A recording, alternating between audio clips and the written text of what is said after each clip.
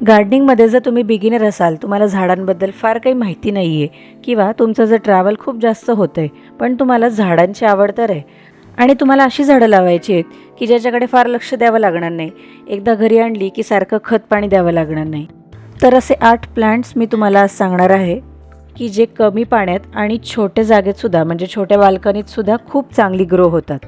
आणि जर जास्त सूर्यप्रकाश येत नसेल अशा जागेतसुद्धा ही झाडं खूप चांगली वाढतात. आणि एकदा तुम्ही असे प्लांट्स लावले की ते वर्षानुवर्षे तुमच्या सोबत राहतील.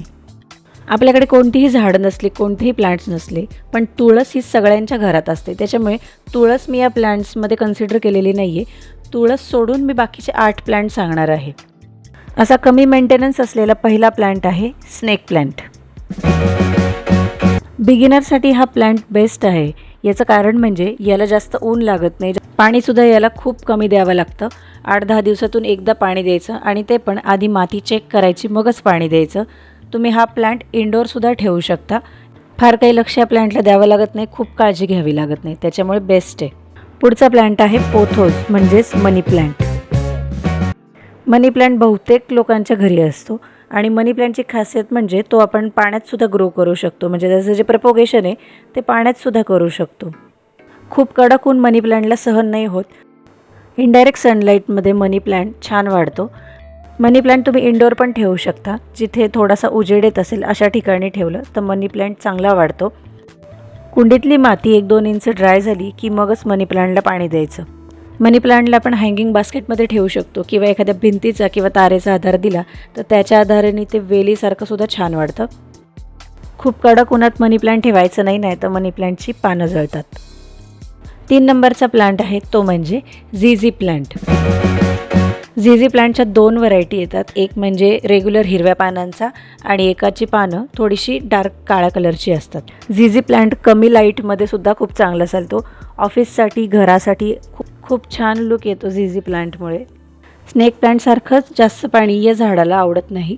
15-20 दिवसांनी एकदा पाणी दिलं तरी चालतं. पुढचं प्लांट आहे ते म्हणजे कोरफड. वास्तुशास्त्राप्रमाणे कोरफड आपल्या घरासाठी खूप चांगली आहे. सारखं पाणी दिलेलं कोरफडीला अजिबात चालत नाही. म्हणजे तुम्ही याला महिनाभर पाणी नाही दिलं तरीसुद्धा कोरफड खूप चांगली टिकते. याच्या उलट जर तुम्ही कोरफडीला जर सारखं पाणी टाकलं तर कोरफड मरून जाईल. कोरफड हा बाहेर उन्हातच ठेवायचा प्लांट आहे, इनडोअर ठेवायचा नाही. कडक उन्हातसुद्धा कोरफडीला काहीच होत नाही, खूप चांगली टिकते. कोरफड एकदा आपण लावली की त्याच्या मुळापासूनच नवीन छोटे रोपं तयार होतात. छोटे रोपं आपण ते दुसऱ्या कुंडीतसुद्धा लावू शकतो. आता ही माझ्याकडे जी कोरफड आहे ती 7-8 वर्ष जुनी कोरफड आहे. एक कोरफड होती आधी, तर त्याच्यापासून बरीच रोपं तयार झाली आहेत. कोरफडीला मी आजपर्यंत कोणतंही खत घातलेलं नाही आहे, फक्त 15-20 दिवसातून एकदा पाणी देते. पुढचा प्लांट आहे जेड प्लांट. जेड प्लांटसुद्धा आपल्या वास्तूसाठी लकी असा प्लांट आहे. हा सुद्धा एक आउटडोअर प्लांट आहे, म्हणजे याला ऊन लागतं. इनडोअर प्लांट अजिबात नाही आहे. हा तुम्ही हँग करू शकता किंवा छोट्या कुंडीत लावू शकता किंवा मोठ्या कुंडीतही लावू शकता. जेड प्लांटला तुम्ही जसा शेप द्याल तसा हा वाढतो. याला सूर्यप्रकाश भरपूर लागतो आणि पाणी खूप कमी लागतं. पाणी द्यायच्या आधी बघायचं कुंडीतली माती सुकली आहे का नाही ते, आणि मगच पाणी द्यायचं. 6 नंबरचा प्लांट आहे तो म्हणजे स्पायडर प्लांट. स्पायडर प्लांट हा स्नेक प्लांटसारखाच एअर प्युरिफायर प्लांट आहे. तो आपण हँगिंग बास्केटमध्ये लावू शकतो किंवा खाली कुंडीमध्ये सुद्धा लावू शकतो. मनी प्लांटसारखा स्पायडर प्लांटसुद्धा खूप फास्ट ग्रो होतो. आपण पाण्यातसुद्धा लावू शकतो आणि पाणी खूप कमी लागतं याला, आणि कमी ऊन असेल तरीसुद्धा चालतं. त्यामुळे इनडोअरसुद्धा आपण हा प्लांट ठेवू शकतो. पुढचा प्लांट आहे सिंगोनियम. सिंगोनियममध्ये भरपूर साऱ्या व्हरायटी येतात. याची पानं जी आहेत ती आळूच्या पानांसारखी दिसतात. माझ्याकडे जी व्हरायटी आहे ती छोट्या पानांची व्हरायटी आहे, म्हणजे लहान पानाचं सिंगोनियम आहे. सिंगोनियम तुम्ही इनडोअरसुद्धा ठेवू शकता. याला इनडायरेक्ट लाईट चालतो आणि पाणीसुद्धा देताना एकदा माती चेक करून द्यायची. 2-3 दिवसांनी याला मी एकदा पाणी देते. आत्तापर्यंत आपण जे प्लांट्स पाहिले त्याला आपण 10-15 दिवस पाणी नाही दिलं तरी चालत होतं, पण सिंगोनियमचं तसं नाही आहे. 2-3 दिवसांनी एकदा याला पाणी द्यावंच लागतं आणि माती आधी चेक करायची कंपल्सरी पाणी द्यायच्या आधी.